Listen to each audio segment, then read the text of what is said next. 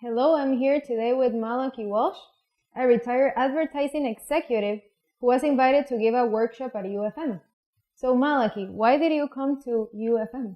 I retired from an ad agency in Chicago by the name of J. Walter Thompson, which is one of the biggest ad agencies in the world.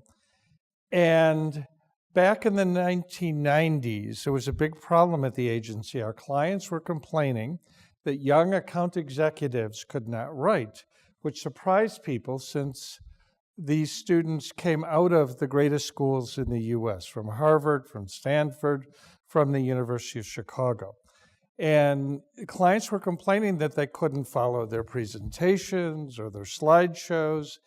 And therefore, I was asked to think of a way to do a workshop to help our account executives write better.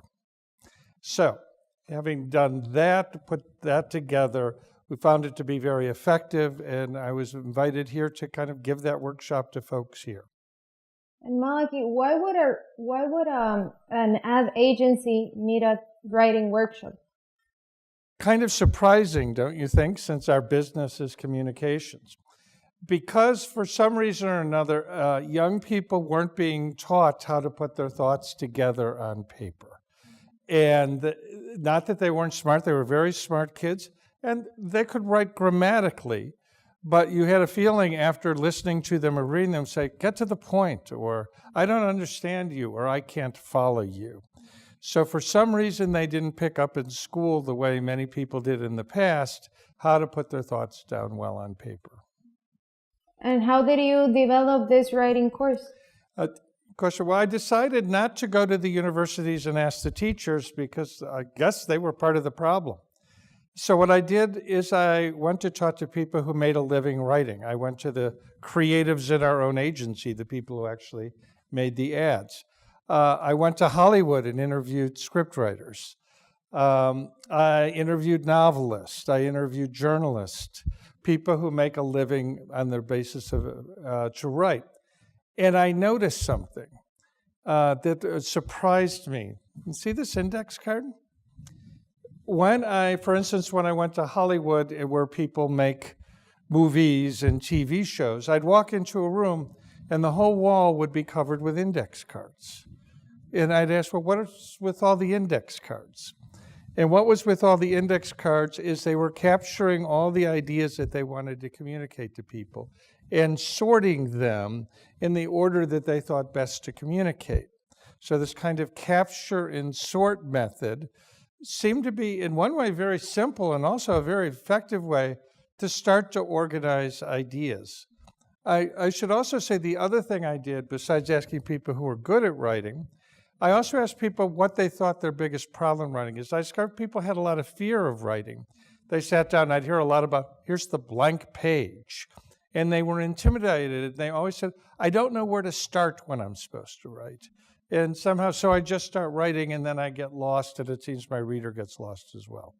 What did you find out from the professionals? What were they doing that was allowing them to write as professionals and as a job? Well, they often learn from other professionals. Like the way we learn a lot of things, they learned as apprentices by somebody who knew how to do it. Somebody who knew how to write showed them how to write. Then I also learned that the way they write had more to do with what Aristotle said in his Rhetoric than what I learned even in high school or college. That basically Aristotle said, and these guys said, hey, it's a job. You know, it's nothing to get all that worried about. So the first thing you got to do is figure out what the job is. All writing is really about relationships. What do I want to communicate to you? Or, as we say today, what do we want to communicate to the folks out here? So you kind of start with that idea. What's our job today? And then the way to think about that is, well, if I want to have a relationship and accomplish something with you as an audience, I then have to ask myself the question, well, what are you looking for? What do you want? What are your questions? So basically what they would do is write all the audience questions that they think they need to answer on a card. And then they say, okay, and then what order do I put them in? And that's where you get into the capture and sort idea. And from there, they answer the questions. And sometimes, depending upon what they're doing, if you're, by the way, this isn't just movie writers. Many journalists work this way as well. One of my best friends back in Chicago was a movie critic, Roger Ebert. He used to carry these cards in his pocket. And as he was watching a movie, he would scribble on them, then put them in order and say, now what do people, if they're going to see a Western, what do they expect from a Western? And then this is this a good Western for them or bad Western? And what would make them think so? So again, the orientation to writing things down, putting them in the order that your audience wants is basically the job. And can you share with us some famous people that use this method and just successful writers who actually one thing I was showing in the workshop this week is I had a photograph, I think people may be familiar with it here, a cable series called Breaking Bad, which I think was one of the biggest successes. If you look at pictures of the writers at work, one thing you'll notice there's not just one writer. And by the way, at ad agencies, we didn't write alone. It would be a creative director and an art director would work together. For instance, I was showing the workshop the other day, photographs that you can see online of the team that wrote Breaking Bad, one of the most popular cable series ever. And what you'll see is a picture of a group of young men and women sitting around eating junk food. So by the way, that's apparently very important to writing, as good writers like to drink Dr. Pepper and eat greasy carbohydrates.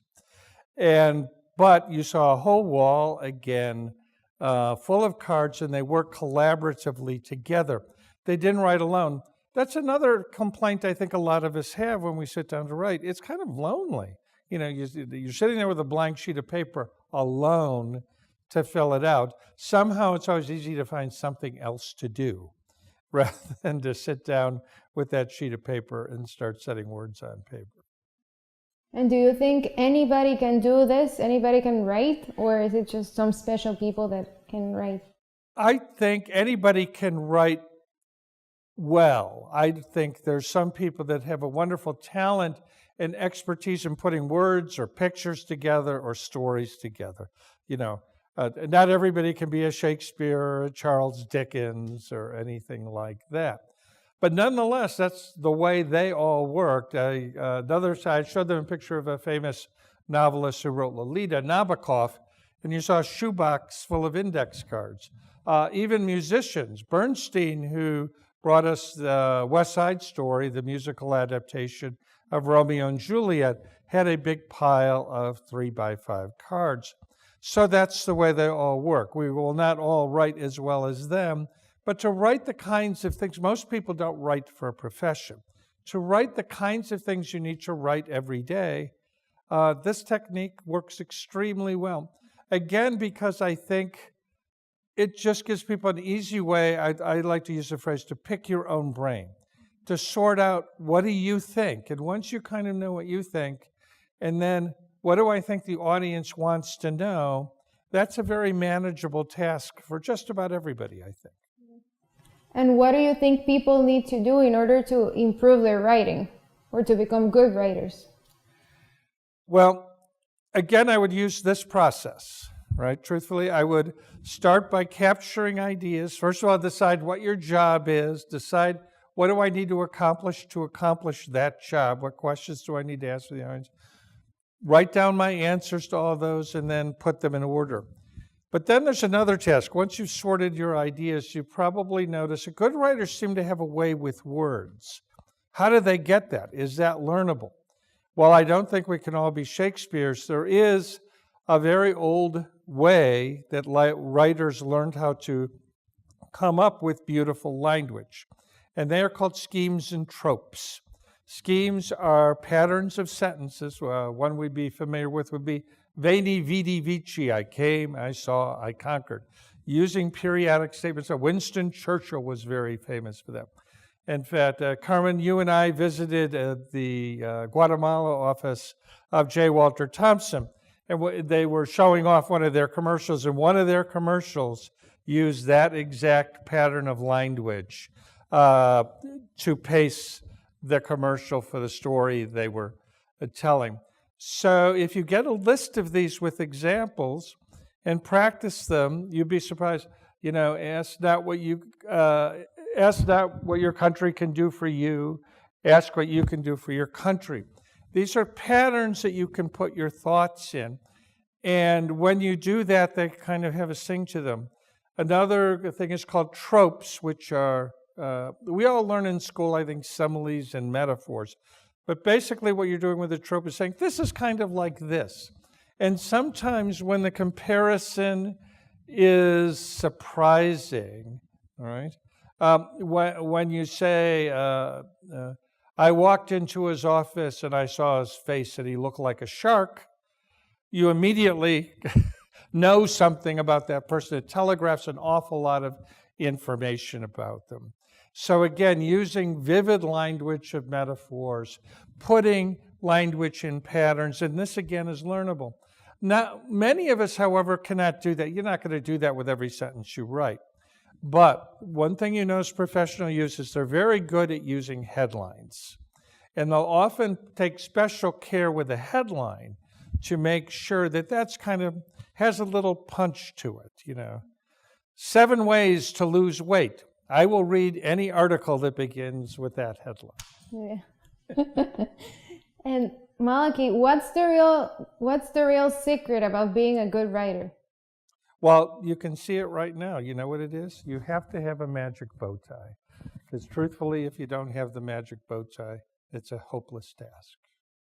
Thank you for joining us.